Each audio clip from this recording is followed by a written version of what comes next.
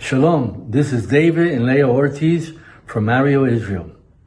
We want to celebrate the 12-year anniversary of Brad TV that's been such a blessing to us and the people of Israel. We have known Brad, his wife, and his team since 2009 when he directed the fantastic, amazing documentary called Restoration, the Movie, which was about the persecution of Messianic Jews in the land of Israel. Since then, we have had tremendous times of fellowship with the groups that have come over, with visits to South Korea, with support from the churches and from the believers there, which have helped us with our outreaches, especially to Holocaust survivors, to ex-Muslims. And we don't think that we could have continued without the help and the support and most of all the prayers of the Korean people. Amen. We value your friendship. We value it beyond what you could ever know. True. And we are looking forward to many years in the future of working together and fellowshipping as one in Yeshua's name. Once again, congratulations. Thank you.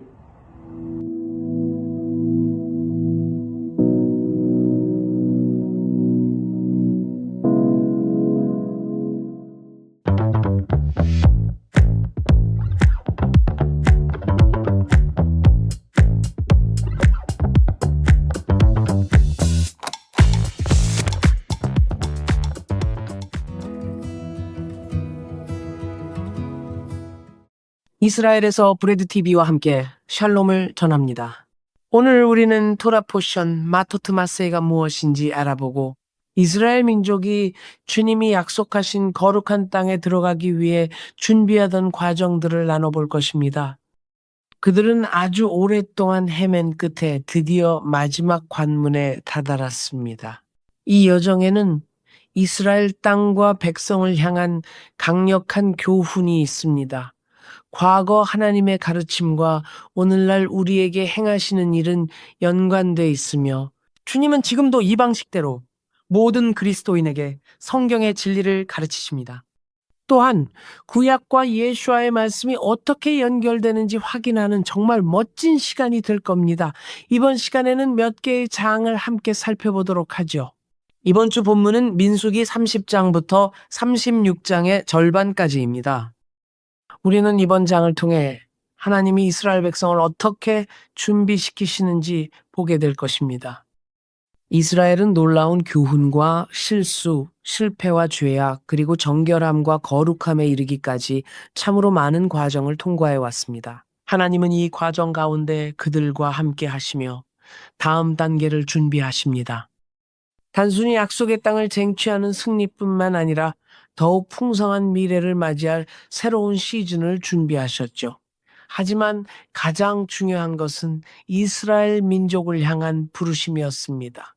왜냐하면 이스라엘을 향한 하나님의 부르심은 그들이 이집트를 떠나고 광야를 방황하며 놀라운 기적들을 목격하는 게 아니라 약속의 땅에 들어가는 것이었기 때문입니다.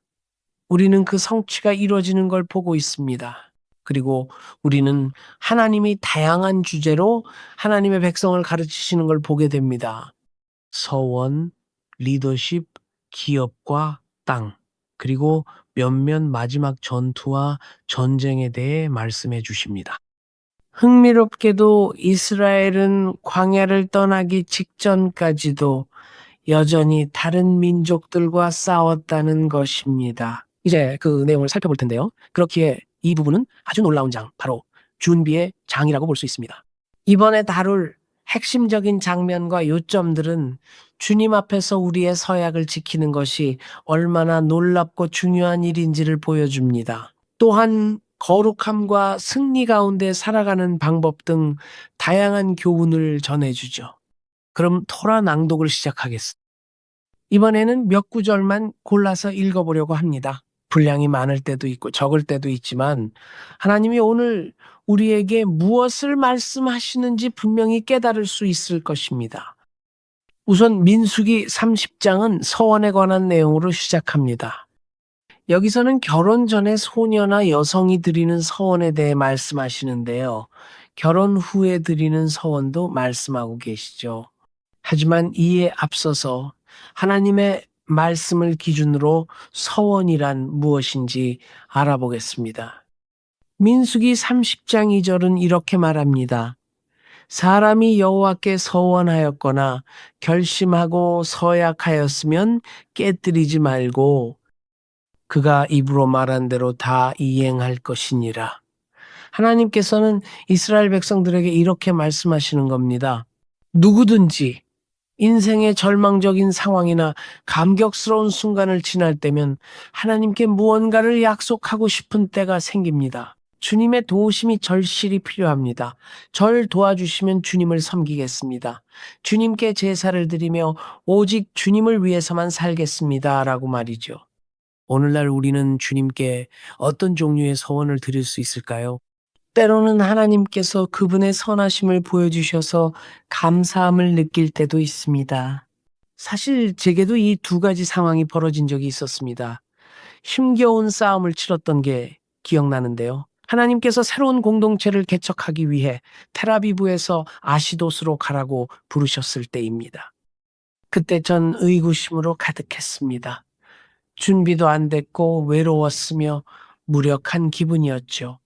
경험과 재정도 부족한 상황이었습니다. 당시 하나님께 제발 도와달라고 간구했던 기억이 납니다. 주님은 제게 말씀해 주셨습니다. 확실히 저를 부르셨죠. 그럼에도 저는 주님께 전적으로 의지할 수밖에 없었습니다. 제가 준비되지 않았다는 사실을 뼈저리게 느끼고 있었죠. 제 기도는 성경 속의 기도와 같았습니다. 주님, 주께서 저와 함께 가지 않으신다면 저도 가지 않겠습니다. 가고 싶지 않습니다. 시도조차 하고 싶지 않아요. 저는 그런 상황이 싫습니다. 제게는 주님이 필요해요. 그 과정 속에서 하나님은 제 마음을 여러 번 어루만지셨고 이전과 다른 생각과 감정을 심어주셨습니다. 그래서 저는 하나님께 서원을 드렸습니다. 주님, 저를 도와주신다면 그 은혜를 잊지 않겠습니다.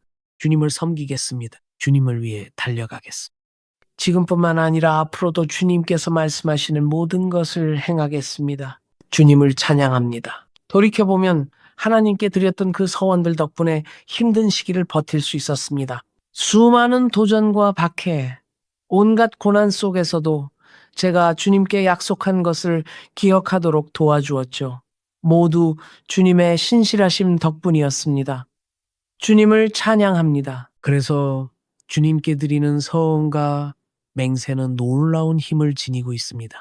이전 강의들에서도 이미 다루었던 내용이지만 그럼에도 다시 한번 강조하는 것은 정말 중요합니다. 이것은 우리가 고난을 극복할 수 있도록 하나님이 주신 도구인데요. 되돌아갈 길이 없는 어떤 지점까지 우리를 인도합니다. 마치 내 뒤에 있던 다리를 불태워버리는 것과 같아서 도망치거나 포기할 방법을 완전히 끊어버리죠. 저는 항복할 수 없습니다. 뒤로 물러설 수도 없죠. 그리고 이것은 예수와 즉 예수님께서 누구든지 밭을 갈러 나와서 뒤를 돌아보는 자는 하나님의 나라에 합당하지 않다고 하신 말씀을 떠올리게 합니다. 그것은 좋은 마음의 상태가 아닙니다. 좋은 방법도 아니죠. 우리는 주님, 제가 한번 해보고 나서 상황을 보며 고민해 보겠습니다 라고 말할 수 없습니다. 내가 그 선택을 하지 않았더라면 좋았을 텐데 라고 해서도 안 됩니다. 예수와께서 이 비유를 통해 가르쳐 주신 것은 우리가 하나님의 부르심에 응하여 그분을 위한 일을 시작했다면 우리의 온 마음과 힘을 다해 끝까지 행해야 한다는 것입니다. 주님을 찬양합니다. 그것이 바로 서원의 힘입니다. 환난의 때, 절망의 때, 어려운 시기에 주님께 부르짖으며 도움을 구하고 서원을 드렸다면 성경은 우리가 서원을 지켜야 한다고 말합니다.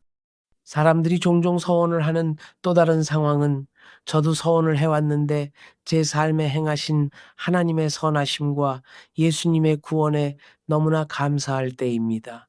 때때로 저는 주님께 이렇게 서원하곤 합니다. 주님, 저를 계속 축복해 주세요. 정말 감사합니다.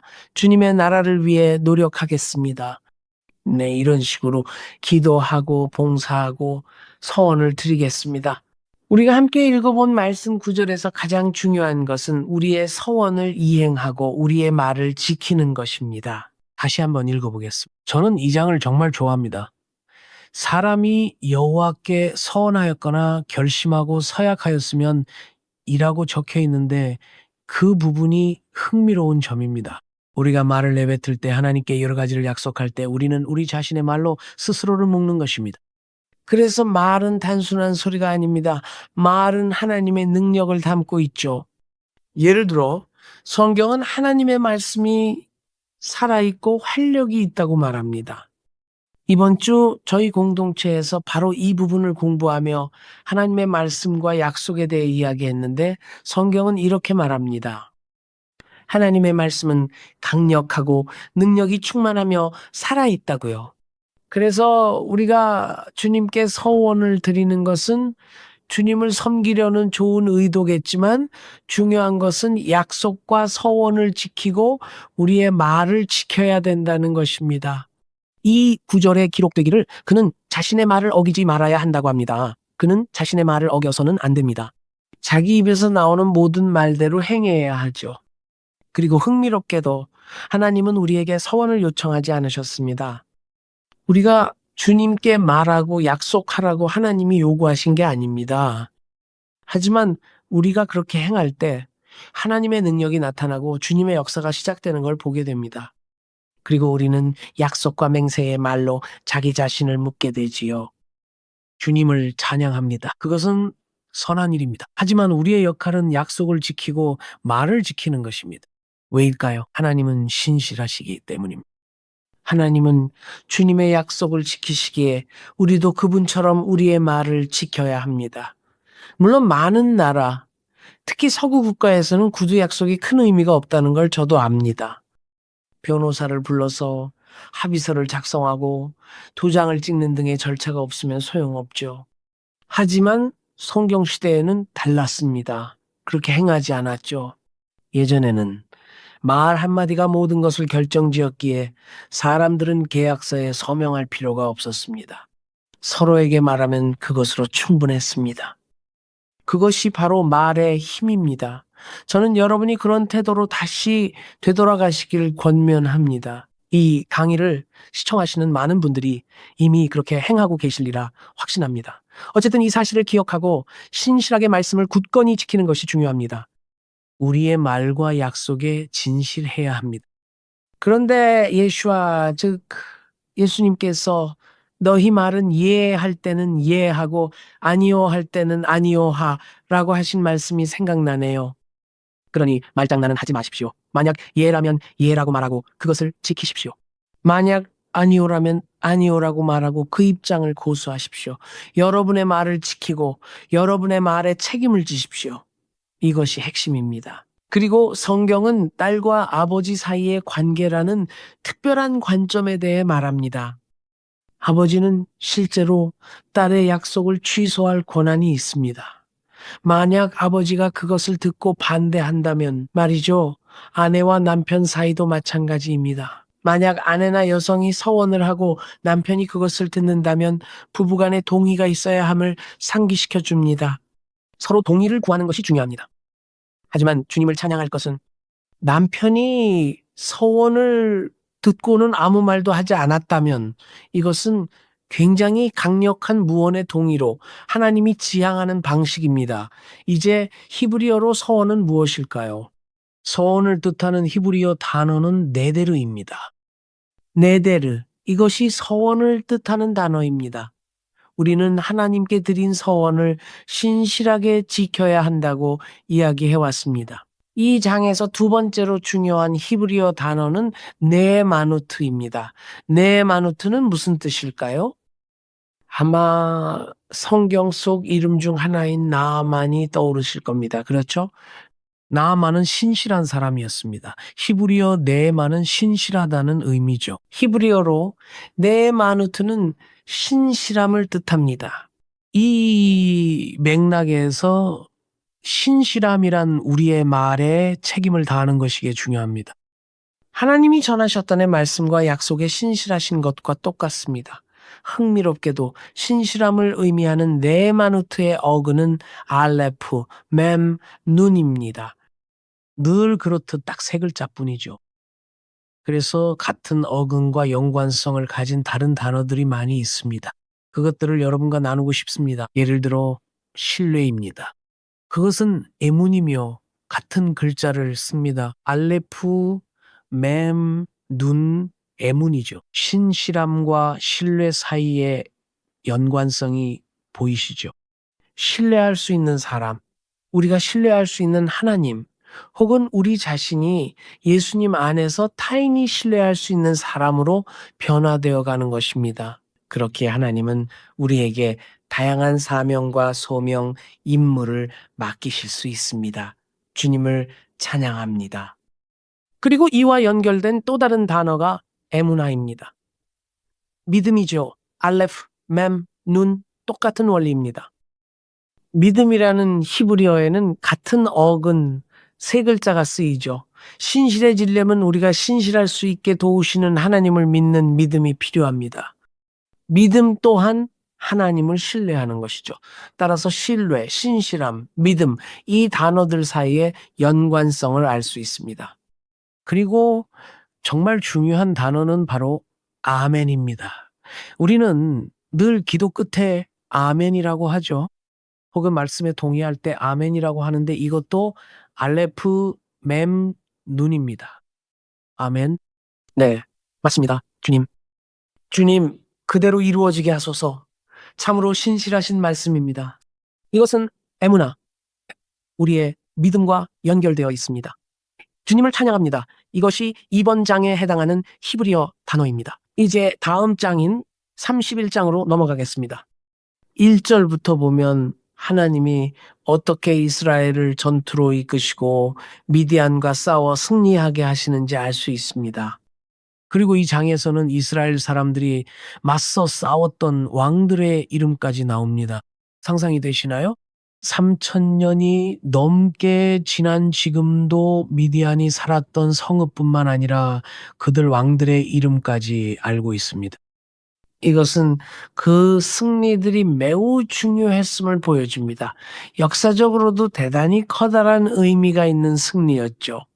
하나님은 우리가 대대손손 역사를 통해 그 이름들을 기억하기를 원하십니다. 그리고 분명 하나님께서는 이스라엘과 함께 싸우시며 전투를 위한 방향과 지침을 주셨습니다. 그리고 이 장에서 다루는 중요한 부분은 전투 후의 정결 예법이었습니다.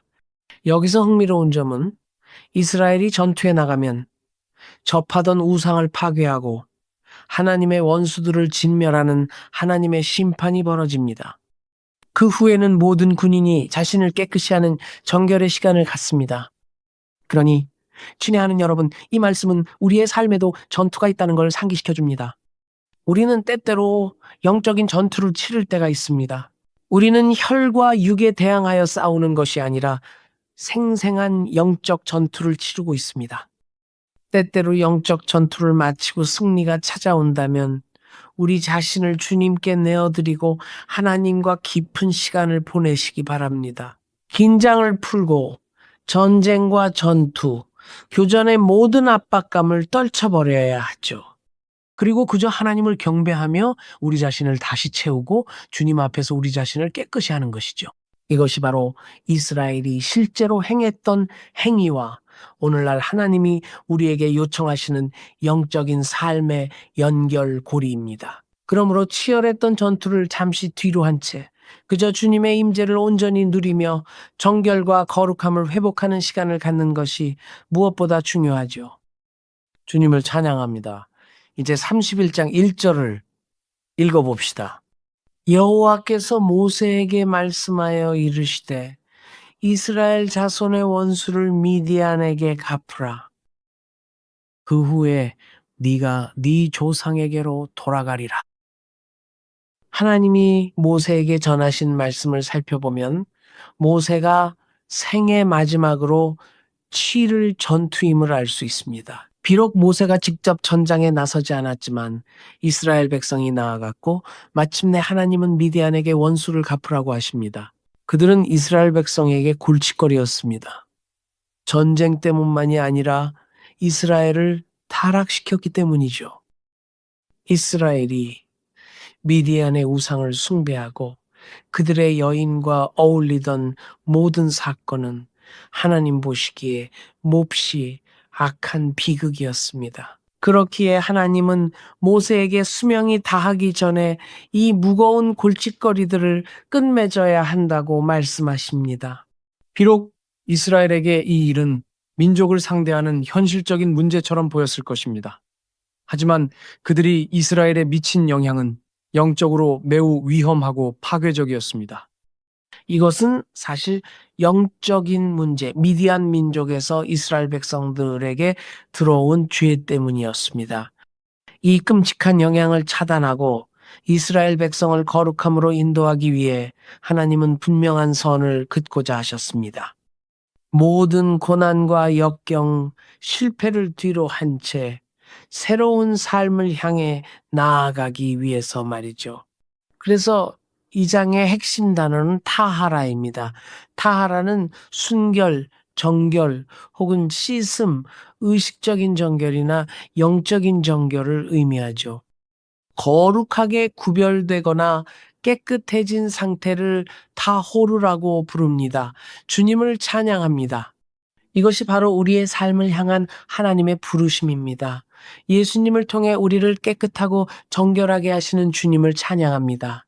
예수님의 보혈로 우리의 모든 죄가 씻어졌기에 우리는 언제 어느 순간에나 죄 사함을 누릴 수 있습니다. 주님을 찬양합니다. 그리고 이 본문에서 등장하는 두 번째 핵심 단어는 카도시입니다. 지금까지 타오르에 대해 나눴다면 이제 카도시를 나눌 차례입니다. 주님을 찬양합니다. 아시다시피 성경 여러 장에서 끊임없이 반복되는 중요한 단어입니다. 이제 여러분 모두가 이 히브리어 단어를 기억하시리라 믿습니다. 여러분의 언어로 기도할 때 카도시 아타, 즉 당신은 거룩하십니다 라고 할 수 있습니다. 카도시 아타 아도나이, 우리 주님을 찬양합니다. 네, 예수님께서 쓰신 단어입니다. 그분은 카도시 아타 아바, 아버지라 하셨을 겁니다. 주님 찬양합니다. 두 번째 단어 카도시는 거룩함을 의미합니다. 놀라워요. 여기서 우리는 하나님의 나라를 위해 싸우고 주님의 부르심을 감당하는 것 못지않게 하나님의 거룩함 안에 머물며 그 거룩함을 지켜내는 것 역시 얼마나 중요한지를 배우게 됩니다. 주님을 찬양합니다. 민수기 32장을 보면 루벤, 갓 그리고 므낫세 반지파가 모세에게 와서 이 땅을 자신들에게 달라고 요청하는 것을 볼 수 있습니다. 그들은 요단강을 건너 이스라엘 땅에서 기업을 얻는 걸 원하지 않고 그들이 점령했던 땅에 머물기를 원했습니다. 이것은 매우 흥미롭고 독특한 상황입니다.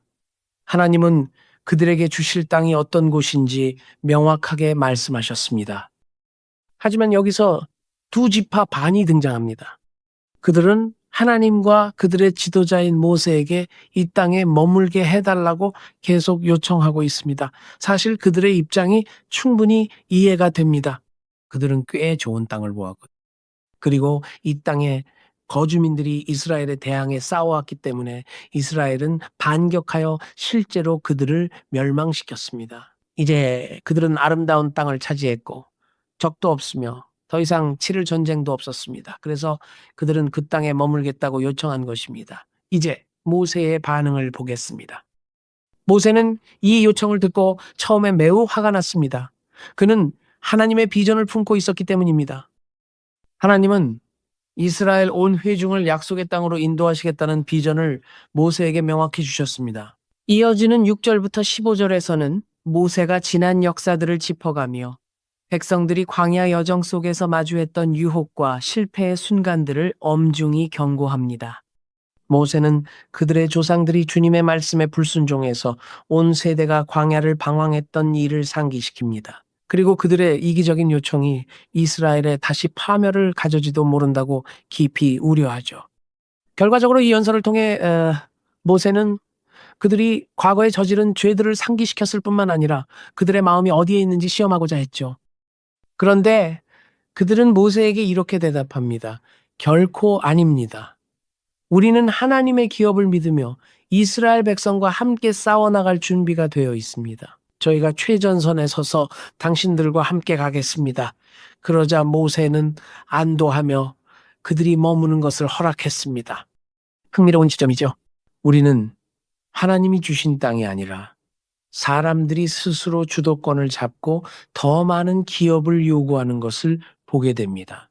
결국 하나님은 모세를 통해 그들의 요청을 허락하십니다. 이 모습은 우리 삶의 여러 상황을 돌아보게 하죠.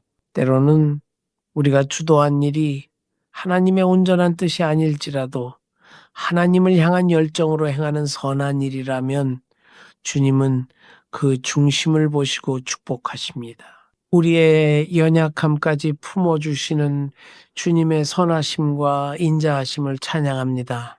주님께서 항상 즉시 멈추게 하시는 것은 아니지만 선한 의도로 시작된 일이라면 주님은 그 일이 일어나도록 허락하십니다. 그리고 이 부분은 제게 강력한 감동을 줍니다. 그럼 이번 장의 핵심 단어들을 살펴보겠습니다. 히브리어 핵심 단어는 아힘, 즉 형제들입니다. 이 대화들을 통해 알 수 있듯이 아힘 형제라는 단어는 매우 중요한 단어입니다. 왜냐하면 그들은 우리 형제들이 싸우러 나갈 때 우리도 함께 가겠다고 말하고 있기 때문입니다. 사실 그들은 그 이상의 것을 말하고 있습니다. 우리는 최전선에 설 것이고 형제들을 위해 목숨을 걸 준비가 되어 있습니다. 그래서 형제 아힘은 정말 중요한 단어입니다. 많은 분이 이 노래를 아실 텐데요. 노래는 이렇게 시작합니다. 형제가 함께 사는 것이 얼마나 선하고 아름다운지요. 히브리어로는 단순히 거주하는 것이 아니라 형제들이 함께 앉아 있는 것을 의미합니다. 주님을 찬양합니다.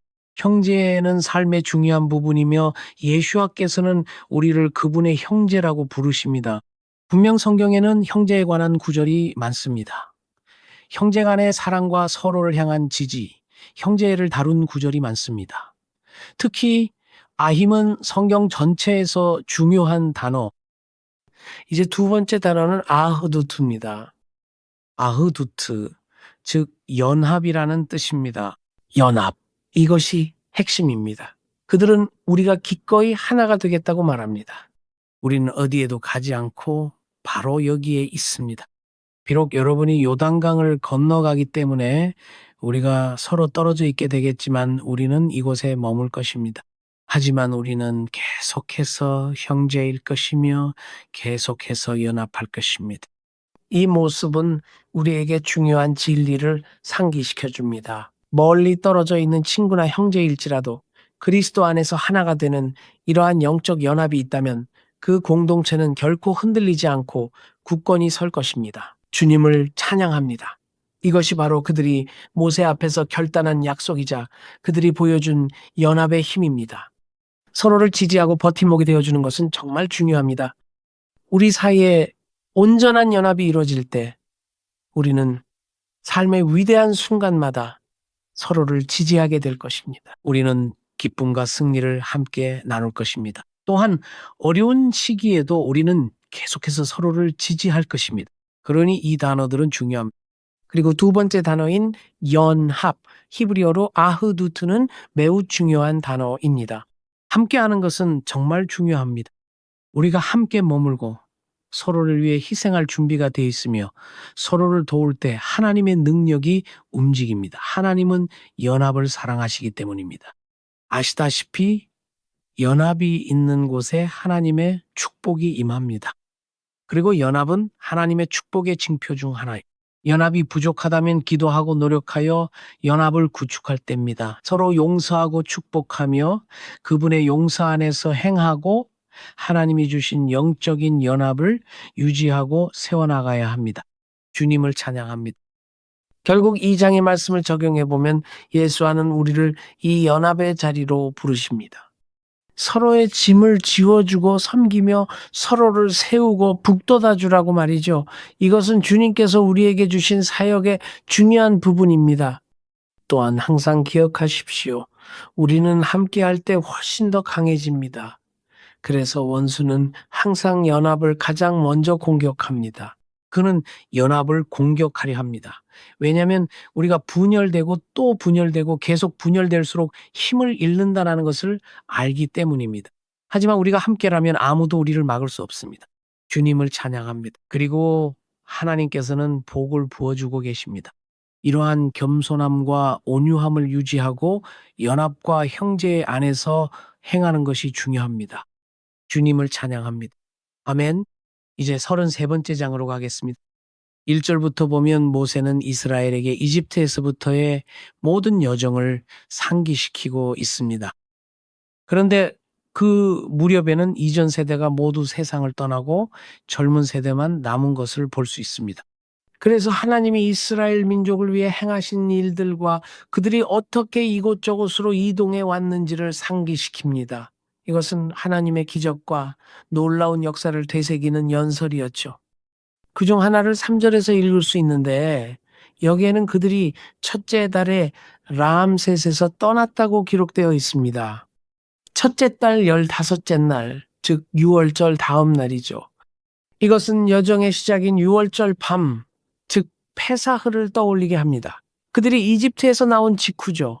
성경은 이집트 사람이 보는 앞에서 이스라엘 자손은 당당하게 행진하여 나왔다고 기록합니다. 출애굽 당시의 상황을 더 생생하게 비추어주는 이 표현은 참으로 놀랍습니다. 이집트 땅에 임한 수많은 기적을 목도한 백성들은 더 이상 노예가 아닌 하나님의 군대로서 담대함을 얻어 당당하게 나아온 것입니다.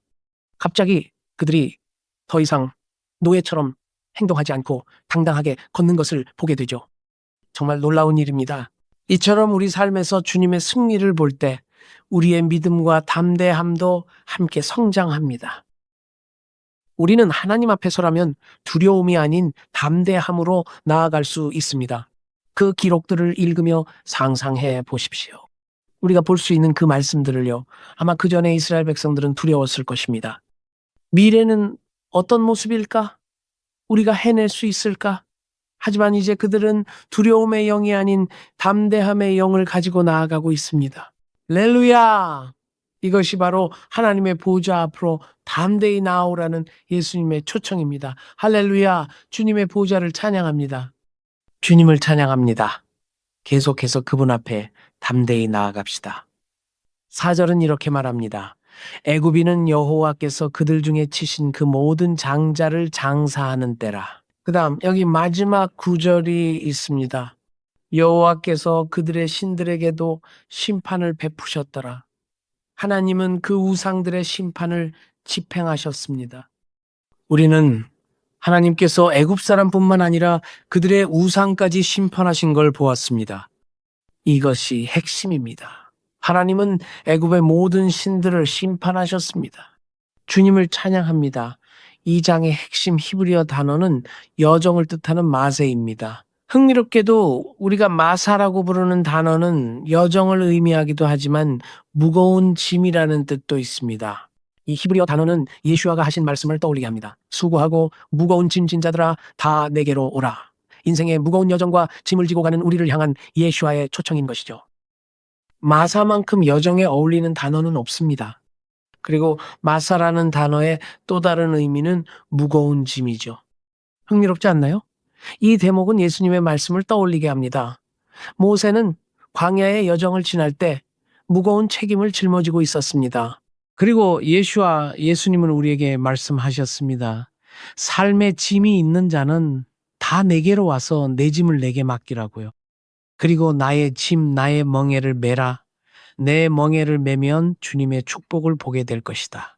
내 멍에는 쉽기 때문이라고 주님은 말씀하십니다. 물론 우리에게는 멍에가 있습니다. 하지만 그것은 하나님 나라를 위해 지고 가는 복된 짐입니다. 네, 결코 쉽지 않은 길입니다. 어렵고 고되지만 예수님이 없는 삶과는 비교조차 할 수 없습니다. 주님을 찬양합니다. 이것은 하나님 나라를 위해 이 마사 여정을 걸어가라는 주님의 부르심입니다. 동시에 각자의 십자가를 지고 예수와의 가볍고 선한 짐을 함께 짊어지라는 초청이지요. 주님을 찬양합니다. 이번 본문에 등장하는 그 다음 핵심 히브리어 단어를 살펴보려 합니다. 그것은 바로 기억, 기념을 뜻하는 지카론입니다. 기억이란 단어죠. 이 단어가 중요한 이유는 모세가 이스라엘 백성들에게 이 모든 지점들을 상기시키며 너희가 이 지점들을 거쳐왔다고 말하는 상황이기 때문입니다. 이 지점에서 저 지점으로 이동하는 동안 이스라엘 백성이 겪었던 모든 일과 그들이 지나온 발자취는 사실 과거에 하나님이 행하신 기적들을 상기시켜 줍니다. 모세가 전하고자 하는 요점은 바로 이것입니다. 하나님이 그들을 어떻게 인도하셨고 어떻게 말씀하셨으며 어떻게 가르치셨는지, 그리고 그 광야의 과정 속에서 그들을 어떻게 변화시키셨는지를 기억하라는 것입니다. 모든 승리와 기적, 돌파와 표적들이 담긴 아름다운 이야기이자 아름다운 그림입니다. 할렐루야. 모세는 하나님께서 인도하신 그 여정들을 백성들의 마음에 다시 일깨우고 있습니다. 그렇게 함으로써 백성의 마음을 새로운 시즌과 기적을 향해 정렬시키고 준비시키는 것이죠. 곧 요단강을 건너고 큰 성읍들과 싸우는 등 다시 기적이 필요해질 것이기 때문입니다. 이전보다 훨씬 더 크고 견고한 성읍들 앞에서 그들은 하나님의 축복과 도우심이 절대적으로 필요합니다. 그들의 믿음을 세우는 데 도움이 되는 것은 하나님께서 지금까지 행하신 일을 생각하고 말하고 선포하고 기억하는 것입니다. 주님께서 그때 신실하셨다면 지금도 신실하실 것이기 때문입니다. 아멘, 아멘. 정말 강력한 메시지가 담긴 장입니다. 주님을 찬양합니다. 여기서 다른 구절을 읽고 싶은데요. 장의 끝부분인 55절과 56절입니다. 모세가 또 다른 강력한 교훈을 주고 있죠. 우리는 그 교훈들이 하나님으로부터 온 것임을 압니다. 이 말씀이 오늘날 우리의 삶에 그대로 울려 퍼지고 있다는 건 정말 놀랍고 흥미로운 사실입니다. 55절은 이렇게 말합니다. 너희가 만일 그 땅의 원주민을 너희 앞에서 몰아내지 아니하면 하나님은 이스라엘이 가나안의 우상들에게 미혹되지 않도록 그들을 반드시 몰아내고 철저히 분리되어야 한다고 끊임없이 말씀하셨습니다. 만약 그렇지 않으면 너희가 남겨둔 자들이 너희의 눈에 가시가 되고 너희의 옆구리에 찌르는 것이 되리라 하고 말씀하셨죠. 모두 강력한 말씀들입니다. 그들은 눈에 가시가 되고 이스라엘의 옆구리 찌르는 것이 될 것입니다. 놀랍습니다. 그리고 너희가 거주하는 땅에서 너희를 괴롭게 할 것이라고 하셨죠. 이것이 주님의 교훈입니다. 우리에게 이것은 죄의 상징이라고 볼 수 있습니다. 우리가 예수님을 믿고 하나님과 함께하는 새로운 삶으로 들어갈 때 우리는 삶을 깨끗이 하고 하나님을 기쁘시게 하지 않는 모든 것을 우리 삶에서 몰아내야 합니다. 많이 몰아낼수록 좋습니다. 그렇지 않으면 그것이 우리 옆구리에 가시가 되고 우리 눈에 가시가 되기 때문입니다. 그것은 우리를 방해할 것입니다. 우리를 괴롭힐 것입니다. 우리의 길을 가로막을 거예요. 그래서 하나님은 육신을 입은 이스라엘에게 그들을 몰아내라고 분명히 말씀하십니다. 반면 오늘날 우리에게는 영적으로 무엇을 몰아내야 할지에 대한 메시지입니다. 우리는 사람을 대할 때 원수를 사랑하고 그들을 위해 기도하며 축복하라는 부름을 받았기 때문입니다. 하지만 영적인 원리로 볼 땐 우리의 삶은 매우 심각합니다. 우리는 우리 삶에서 모든 죄를 제거해야 합니다. 그렇지 않으면 쓴 결과를 보게 될 것이기 때문입니다. 그렇지 않으면 그 죄들은 우리에게 고통을 주고 우리를 방해하며 우리를 괴롭힐 것입니다. 강력한 말씀이죠. 그렇죠? 그러니 예수님을 위해 삽시다. 모든 죄를 뒤로 하고 타협하지 맙시다. 오직 그분을 위해 살아가면 그분은 우리에게 은혜를 주실 것입니다. 그러니 이스라엘 백성들은 일어나서 그렇게 해야 합니다. 그것이 쉬울 때라도 말이죠. 어떤 지역은 건너뛰고 어떤 도시는 그냥 지나치며 상종하지 않으려 할 수도 있지만 하나님은 말씀하십니다. 아니다. 그들을 쫓아내라. 우리도 마찬가지입니다. 때로는 유혹에 빠져 마땅히 서야 할 자리에 서지 못할 때가 있습니다. 그때 주님은 말씀하십니다. 안 된다. 그 유혹을 쫓아내라. 죄를 몰아내라. 그러면 축복과 충만함을 보게 될 것입니다. 그렇지 않으면 그 죄는 여러분의 발걸음을 지체하고 멈춰 세우며 고통을 안겨줄 것입니다. 아멘. 이렇게 강력한 메시지를 전해주신 하나님을 찬양합니다. 이제 34번째 장으로 넘어가겠습니다. 사실 34장부터 36장까지인데 이것이 마지막 장들입니다.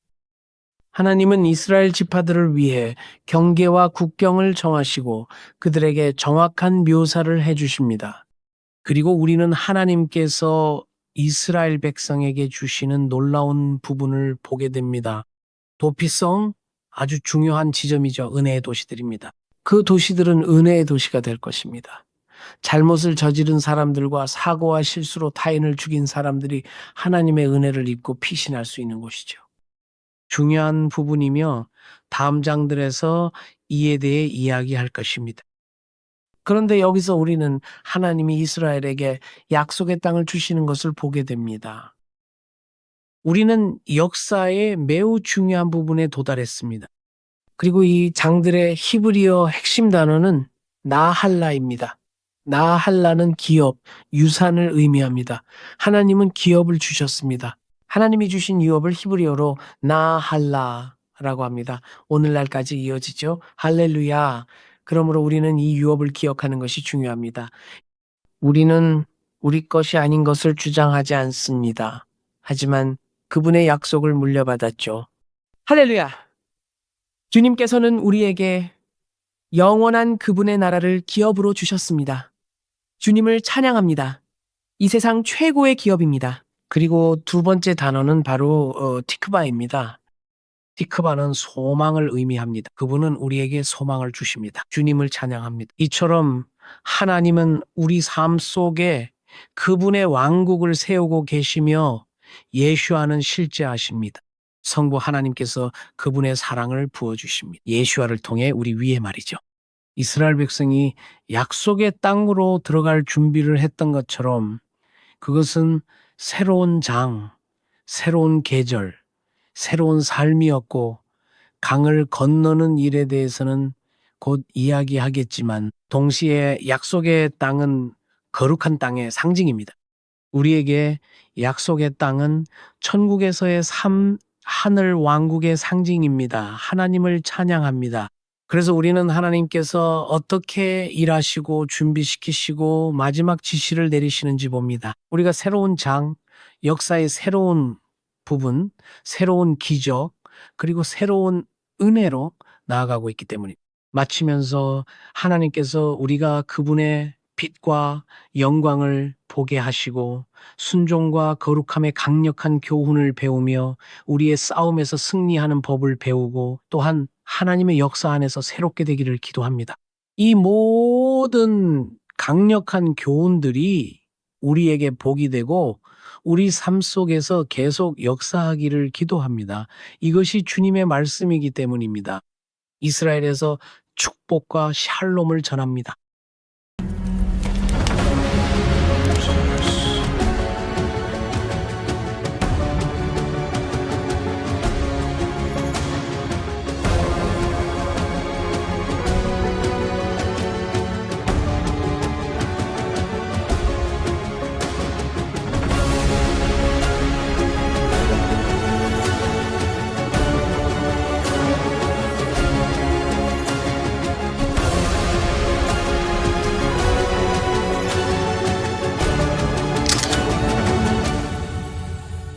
여러분의 시간표에서 하나님의 시간표로 옮겨지는 축복이 여러분 삶 가운데 있기를 예수의 이름으로 축복드립니다.